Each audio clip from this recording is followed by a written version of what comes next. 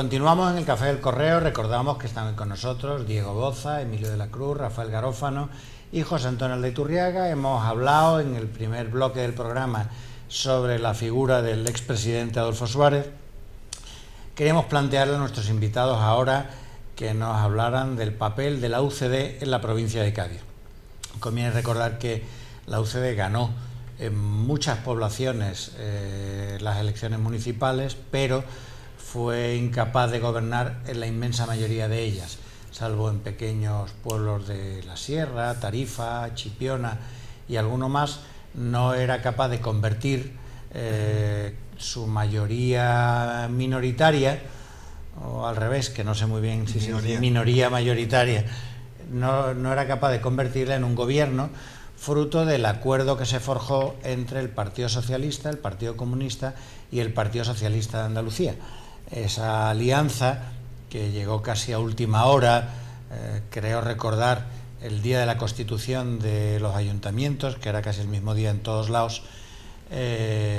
La noche antes estaban todavía negociando PSOE, PC y PSA cómo era ese pacto de acuerdo, y al final salió adelante porque el PSA se reservó para sí todas las concejalías de cultura en todos los ayuntamientos y diputaciones, y llegaron las instrucciones por vía telefónica, que entonces no había, no ya digo email, no había ni fax, entonces, por vía telefónica llegaron las instrucciones a los diferentes grupos de cómo votar en aquellos plenos, que fueron siempre, recuerdo yo, de especial carga emotiva para la izquierda, que llegaba a su primera plataforma de poder después de más de 40 años, ¿no? Yo recuerdo haber vivido, por ejemplo, la elección de Carlos Díaz.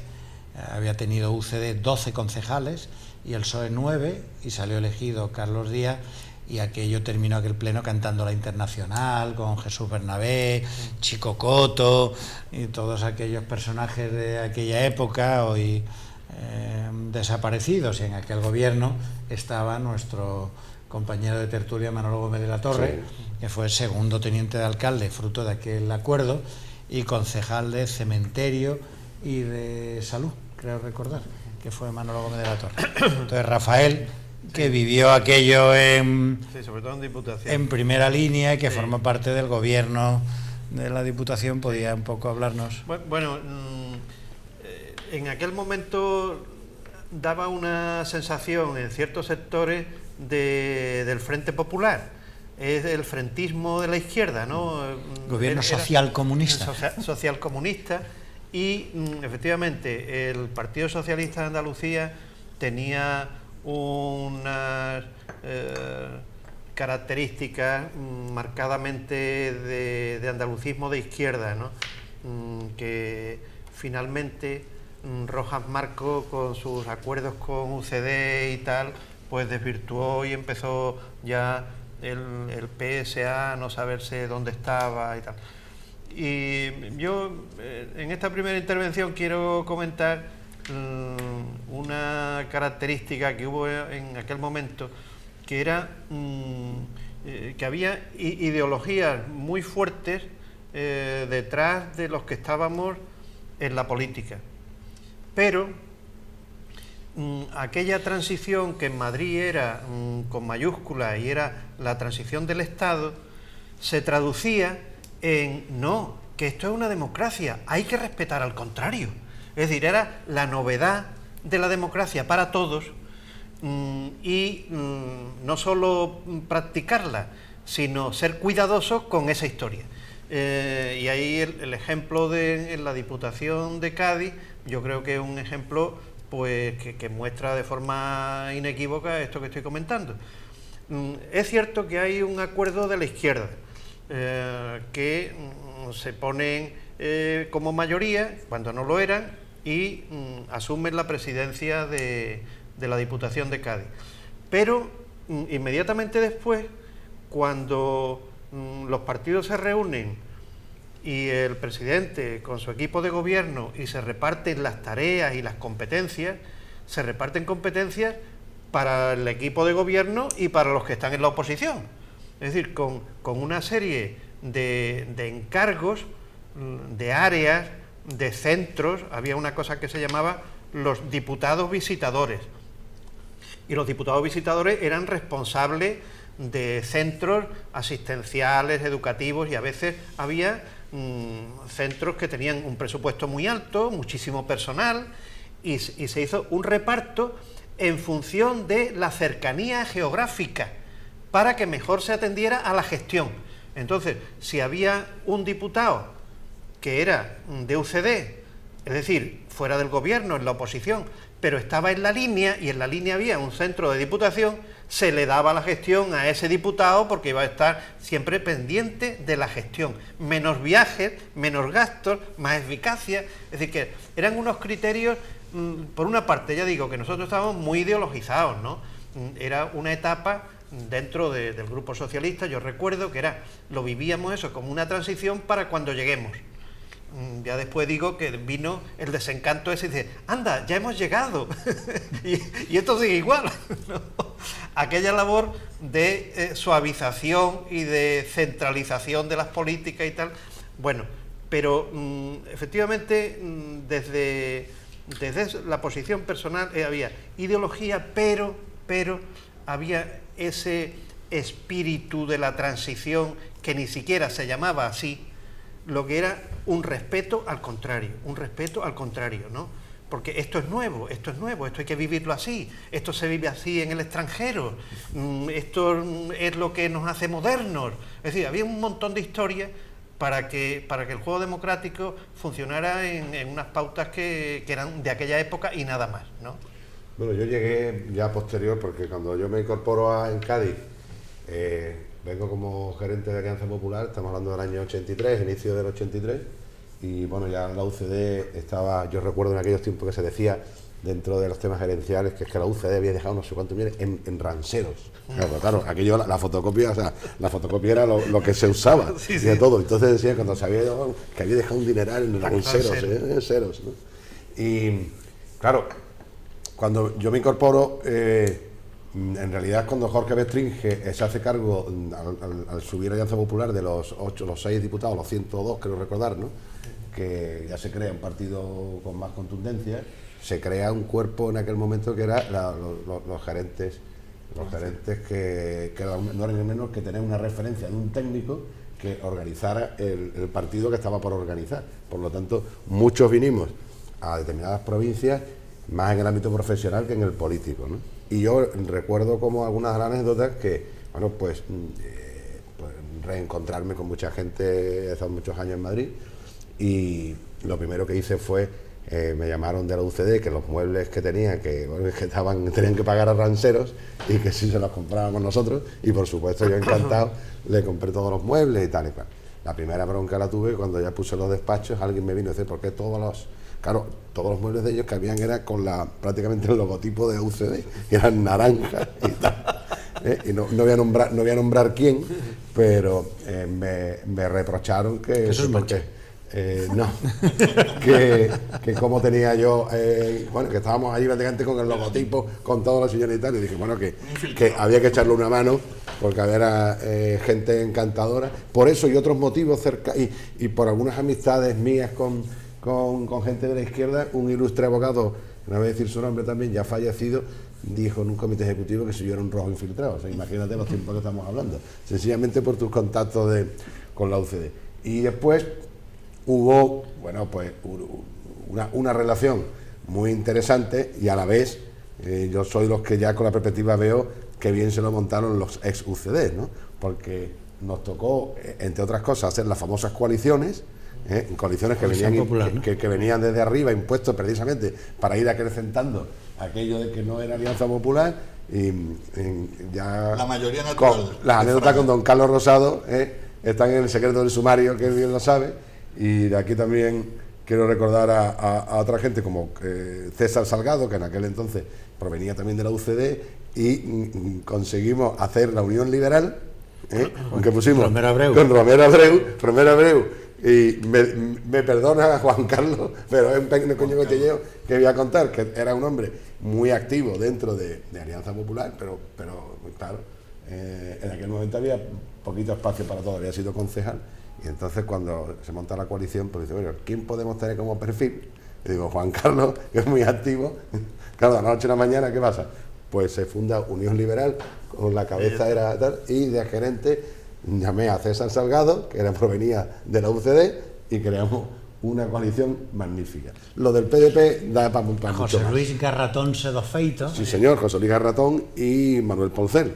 Manuel Porcel. Porcel era el otro componente de la UCD. Bueno, fueron tiempos muy interesantes. Diego. Bueno, tú no lo viviste. Yo no lo viví. Lo que oigo habla de cierta candidez, ¿no? De una inocencia y de un respeto a las formas que a veces son hasta envidiables, ¿no? Esa capacidad de respetar al otro, de aceptar, ya digo, como decía Suárez, de dimitir cuando llegado el caso, es algo que bueno, que quizás nos reconciliaría con lo mejor de la política. Y poniéndolo en relación por la idea de que ahora lo que tenemos son dos grandes multinacionales, dos grandes centros de poder frente a lo que existía entonces, que eran partidos políticos muy marcados ideológicamente y con gente con un compromiso, algo que parece que el compromiso por el bien común, el compromiso por la política, pues no voy a decir que ha desaparecido, porque para que Alday no se me enfade, que sigue en la política activa, pero que es muy difícil, muy difícil de encontrar en los bueno, es que esa etapa que dice Rafael es que era impensable en aquel momento, cuando tú podías coger concejales, que por supuesto, date cuenta, por ejemplo, en el año 83 estaba la izquierda la extrema izquierda y la izquierda en la provincia de Cádiz tenían el 83-84% de los votos, y en el resto estaba Alianza Popular, algo que quedaba de la UCD, eso es lo que había con los espectros. Y había, ¿quién se podía en aquel momento? Yo, fíjate, comités ejecutivos que he tenido, visitado muchísima gente en la provincia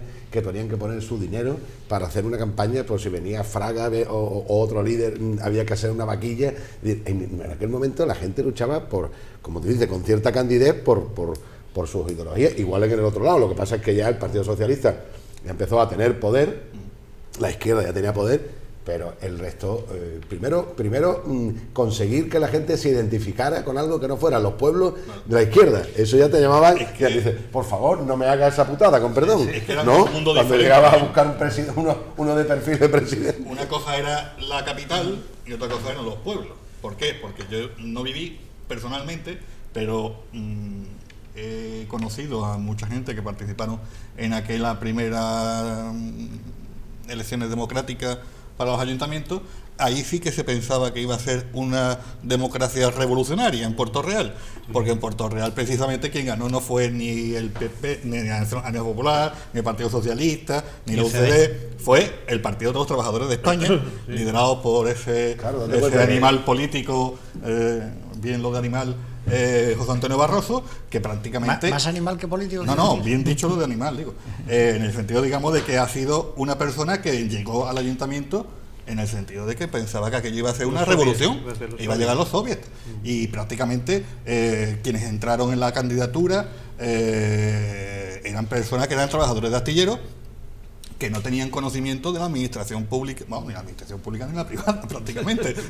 Entonces, en Puerto Real, un sitio como Puerto Real, en el que... Y yo ahí quiero plantear un tema.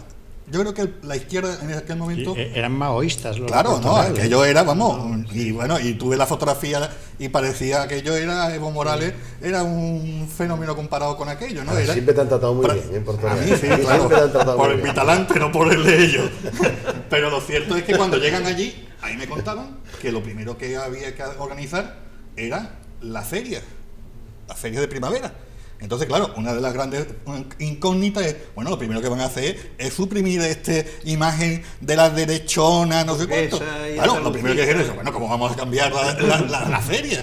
¿Cómo vamos a suspender la feria? Y me contaban cómo lo primero que hicieron fue ir a ver al antiguo preboste de Puerto Real, y que había organizado toda la feria y que era funcionario del ayuntamiento, como era Guillermo Socián. Y entonces con este hombre, con Ángel Calier, que también era de las personas que organizaron, le preguntaron, ¿ustedes nos podrían ayudar a organizar la feria? Y estos señores pues se pusieron y empezaron a trabajar juntamente los concejales del Partido de los Trabajadores de España, con personas que habían sido concejales de la antigua etapa predemocrática, de la dictadura, y aquello terminó con una relación personal excelente entre todas las partes. No hubo ninguna revolución, se mantuvo la feria, aunque la gente pensaba que iba a ser lo primero que iban a quitar, y yo creo que también eso se demostró un poco con que desde fuera se veían las cosas de una forma muy diferente, pero cuando se llega a la administración, la responsabilidad y al ciudadano y en los pueblos se vivió de una forma muy diferente a lo que se podía haber vivido en las capitales de provincia, en el que había cierta organización política.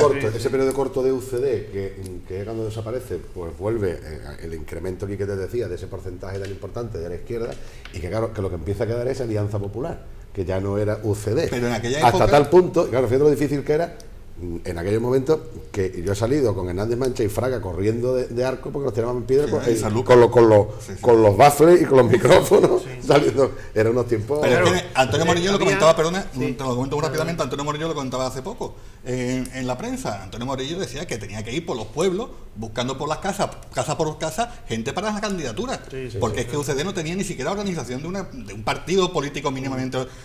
Por ejemplo, el PSOE y fundamentalmente el Partido Comunista sí tenía una estructura organizativa que, por ejemplo, le daba un poquito de facilidad a la hora de organizar una candidatura, una campaña, pero lo que era la UCD estaban empezando desde cero. Sí, esa centralización, ese viaje al centro, se produjo bastante rápido, y me ha gustado la anécdota de Alday, porque, claro, en la oposición clandestina y antifranquista funcionaban mucho los esquemas teóricos, muchísimo los esquemas teóricos, con una gran fuerza ideológica y tal. Claro, cuando llegamos a puestos institucionales, los ayuntamientos y las diputaciones y tal, con aquella carga ideológica de la transformación social y del igualitarismo, y dice, vale, ocúpate de parques y jardines. Y entonces dices, ¿cómo? O del mercado. ¿Cómo? O del mercado y la playa. No sé cuánto. Bueno, o sea, esto es que tengo un dinero y mañana eso tiene que funcionar bien. Claro, toda esa, la realidad de la gestión, el bajar al piso de lo cotidiano, de la gestión, de la vida. Y Rafael, eso fue. Y el dinero que había en los ayuntamientos, que era cero. Era cero. No, hubo una primera etapa que ya no era en el nivel político, sino era en el nivel administrativo. Cuando se entran las instituciones franquistas eran muy de un cogollo de altos funcionarios y los alcaldes o los presidentes de las diputaciones, pero como tales corporaciones aquello no tenía vida corporativa. Entonces, claro, físicamente no había sitio para que estuvieran los concejales en despachos o los diputados provinciales, físicamente, ¿no? Y después toda la gestión daba la sensación de que había que estar inventándola. Y un pleno, y entonces el secretario se reunía, pues aquí las intervenciones, pero los secretarios no habían vivido ellos ningún pleno donde fuera un debate duro, unos contra otros, sino allí era una propuesta del presidente, concretamente en la Diputación. La Diputación se reunía cada cierto tiempo largo, a veces varios meses, y se solía reunir en un pueblo de la provincia. Iban allí, estaban un rato, el secretario leía los asuntos, el presidente comentaba algo y después se iban a comer en paz y compañía, ¿no? Y se iban otra vez a sus municipios, ¿no? Claro, el secretario de pronto se ve, ¿esto qué es? Y aquí se va a debatir. Y unos dirán que no, sí, van a decir que no. Pero, ¿cómo se fraguaba aquello? O sea, claro, en lo político, en lo administrativo y en lo material, en lo cotidiano, ¿no? Ahí nos daba la sensación de que estábamos inventando la democracia. Daba la sensación. Es que se estaba creando algo desde cero prácticamente, porque prácticamente aquella no había ni una legislación democrática. Y volviendo a la revalorización de Suárez, claro, esas posiciones que hoy son vistas como ingenuas, yo creo que también van en la revalorización de la figura de Suárez, ¿no? La crítica al presente va a revalorizar a Suárez y lo que Suárez significó y la etapa aquella, efectivamente llena de ingenuidades, de creatividad. Claro, todo eso se lo va a llevar Suárez y no otro, ¿no? O sea, en la figura de Suárez se están alabando la democracia en su etapa inicial, la democracia entera, ¿no? Con la labor de los miles de ciudadanos en los cargos públicos, en los municipios, esos concejales, esos alcaldes que seguían en el campo y después echaban un rato en el ayuntamiento para resolver los asuntos. Todo eso se lo va a llevar Suárez, ¿no? Se lo va a llevar Suárez, porque hay que personalizar y está claro ya que quién se va a personalizar.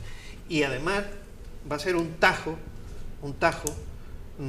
la versión de la transición respecto a lo que venía. Es decir, ahora un día sí, otro no, estábamos leyendo en los periódicos una valoración a la baja de, claro, es que si en la transición, que era el momento, se hubiera establecido un sistema de Estado donde no existiera posibilidades de los independentismos y tal, se perdió la ocasión. Claro, si en aquel momento de la transición se hubiera roto el concordato con la Santa Sede, que era el momento, no tendríamos... estábamos en una etapa desde la actualidad de degradación de la labor que se hizo en la transición. Y ahora con el fallecimiento de Suárez se ha vuelto al contexto donde se produjo y viene una revalorización, ¿no? Y además lo van a enterrar en una catedral, bueno, que yo creo que ya eso va a ser el colofón. Lo que me gusta más es que se va a enterrar en una catedral a 3 metros de donde está donde también está enterrado el último presidente de la República, por lo menos o sea que también incluso hasta ahí ha habido una cierta imagen de decir... Hay una anécdota de tu pueblo, Alday, muy graciosa, con lo que tú decías de la falta de leyes democráticas. A Barroso le presentan y le ganan una moción de censura en la primera corporación y no dimitió. Es decir que claro, era insólito, eso no estaba contemplado. Una moción de censura, como no estaba previsto en las leyes, pues entonces el PSOE y el PT, los concejales del PT, votan echar a Barroso, y Barroso dice que él no se va de ninguna manera, y entonces no hubo manera de echarlo. Y concluyó su mandato a pesar de haber perdido, pero vamos, él se quedó solo. Eso sí que no recuerdo yo haber estado en la Plaza de Jesús esperando los resultados de esa moción de censura, que sería en el año 80. Es que no estaban los reglamentos. No había desarrollo. Y fíjate, cuando se produjo también que expulsaron del Partido Comunista a 5 concejales de Madrid, a Cristina Almeida, por denunciar. Por haber apoyado a Roberto Lerchundi un proceso de unificación de Euskadico Ezquerra y el Partido Comunista en Euskadi. Entonces Carrillo los expulsa. Ellos recurren al Constitucional y el Constitucional dijo que el acta era del concejal. Sentencia que todavía está vigente. Y entonces se aplica con mucha frecuencia. Y se aplica muy habitualmente, pero aquello surgió y entonces lo que ocurrió fue que se reincorporaron unos concejales, pero no dejaron de serlo los que habían tomado posesión en su sustitución. En fin, aquellas cosas que ocurrieron en aquella época. Pero yo no estoy de acuerdo con Rafael en una cosa. Yo creo que ahora mismo, evidentemente, la novedad y la actualidad es Suárez. Pero yo creo que la gente tiene claro que lo que se hizo en la transición no lo pudo hacer Suárez solo, ni mucho menos, ni el rey solo, sino que todos, y ahí meto a Felipe González, a Carrillo, a toda la clase política, incluso las entidades sociales, a los sindicatos, que hicieron mucha dejación de sus propios principios históricos. Y eso fue lo que le da valor a la transición, de que en tan poco tiempo, gente tan dispersa ideológicamente y con tantas... pero que después hay que personalizarlo. Yo creo que algunos de los que hablan hoy bien de Suárez no hablaban bien de Carrillo el día que murió, ¿eh? Quiero decir, para establecer un poco yo creo que Suárez tiene una ventaja, que es que su carrera política acaba. Si Suárez hubiera seguido en política hasta los 90, hasta el 2000, probablemente estaríamos hablando de otra cosa. Pero también es una gran ventaja. Una anécdota de San Fernando. A Suárez, quien le da la patena democrática, es la legalización del Partido Comunista. Sí, eso evidentemente, si no hubiese hecho eso... Una anécdota de San Fernando. El alcalde, el que es elegido alcalde, el primer alcalde, no fue Avelino Arias, como la gente piensa, fue Fernando Rodríguez Viaña, que era funcionario de la Caja Nacional. Y el hombre era alcalde y seguía siendo empleado de la Caja Nacional, y tú llegabas a la ventanilla...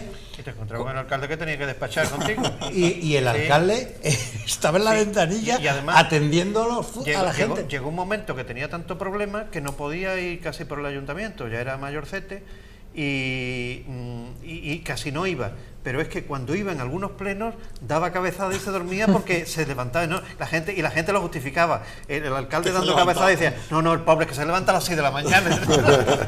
Bueno, pues damos por concluido el día de hoy. ¿Hay alguna dedicatoria? Bueno, pues el día especial y por el tema especial voy a mandar el recuerdo de algunos que he comentado y personalizarlo en Nani, que era el gerente de UCD con el que tuve que negociar. De acuerdo.